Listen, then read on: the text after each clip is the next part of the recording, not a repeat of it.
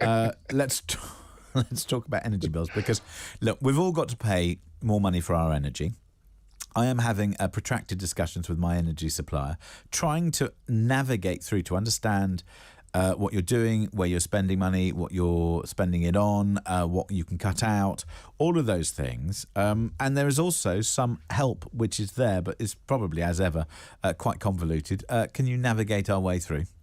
Well, today, the importance of this is that today the Prime Minister is going to come out with his big energy plan for the country. Hooray!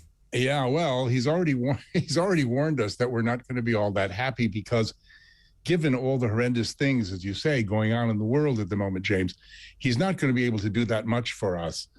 But I do hope he can do more than Rishi Sunak's spring statement last week, which was, as we discussed, pretty lukewarm, your favorite word. A poll that I did on social media over the last 2 weeks, which concluded the other day. Oh, well, it must be true if it's done on social media.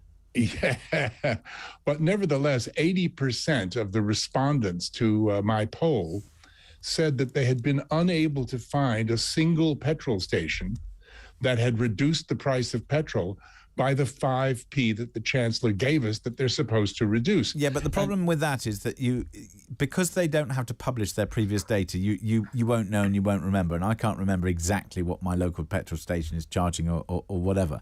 The other thing, Roger, which I think is really important, because you just put out a stat there.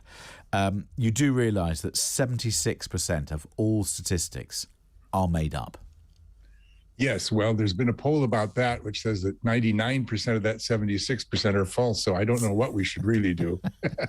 We should probably all pack up and go home. How on earth do we get to a way in which we can have trust and confidence in the prices that are being charged at the pump? Because there are apps, and maybe that's the way forward.